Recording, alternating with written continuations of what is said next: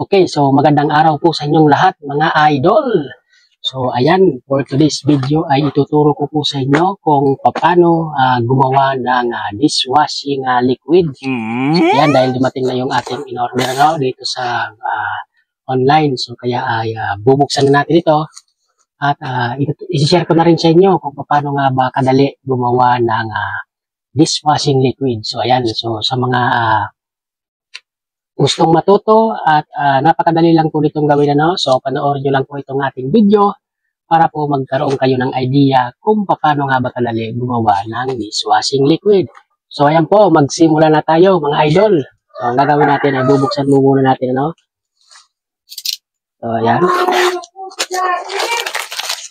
ito po yung darating sa inyo kapag ito po yung inyong in-order.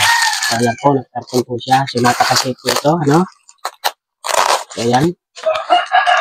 So, ang halaga nga pala nito ay nasa 220 pesos lang po. So, makakagawa ka na ng 15 to 16 liters ng dishwashing liquid. So, kung kayo lang po ang gagamit nito, ay napakatagal po nitong maubos. So, pwede po ninyo ito gawin pang negosyo. Kung sakaling gusto nyo lang po, So, ayan.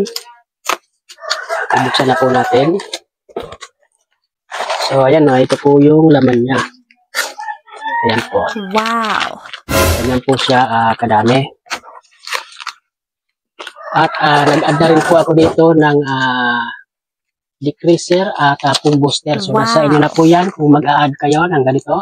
So, napakadali lang po nitong gawin, At may nakalagay naman dito ng instruction kung paano po ito gagawin. Ayan, buksan natin. Ito po yung laman ng ating in-order. Ito po yung kanyang flavor. Ayan, Joy Antibac. Ito po yung kanyang SLES. Ayan. Meron din tayong Super Bubble Booster. Wow! At ito po yung thickener po, thickener. Hindi, wow.